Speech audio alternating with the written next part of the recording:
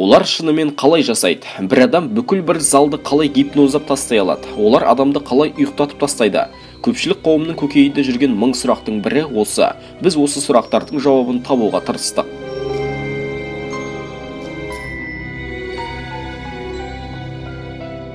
Гипноз адамдардың өмірі мен сезім қасиеттеріне әсер етуі, өзіндік нақты жауабы жоқ, ескі күннің сиқыршыларын еске салатын ұғым.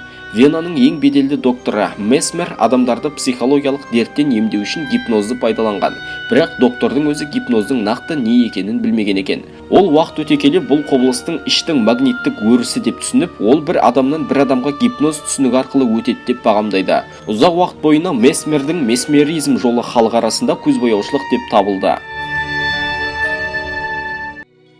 100 жыл өткеннен кейін барып ағылшын ғалымы Джеймс Брайт бұл құбылысқа нақты ғылыми зерттеу еңбегін жүргізді. Сол кезден бері бұл ғалымдардың әлі де болсын жұмбағына айналып келе жатқан нәрсе.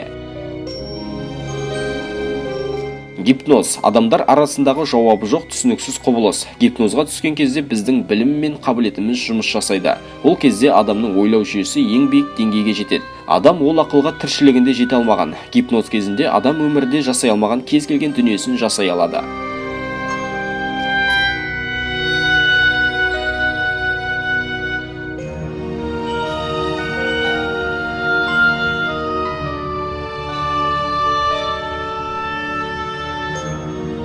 Адамға оның қалауынсыз сырттан гипноз жасауға бола ма?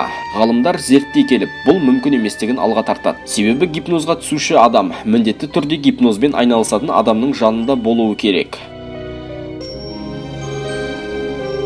Гипноз туралы ұғым біздің дәуірімізге дейінгі 10 мың жылдықтарда пайда болған. Гипнозға түсіруші адамдар ол кезде негізінен шамандар болған.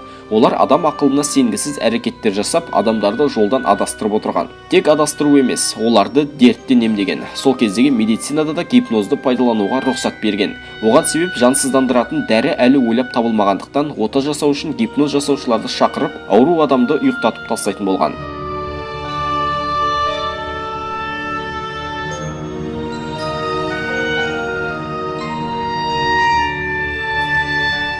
Аталған құбылыстың кең таралу аймағы ежелгі Мысыр, Тибет, Грекия және Үндістан. Қазіргі таңда гипноздың көп тараған бір түрі бар. Ол көше гипнозы. Оны көбіне сығандар жасайды.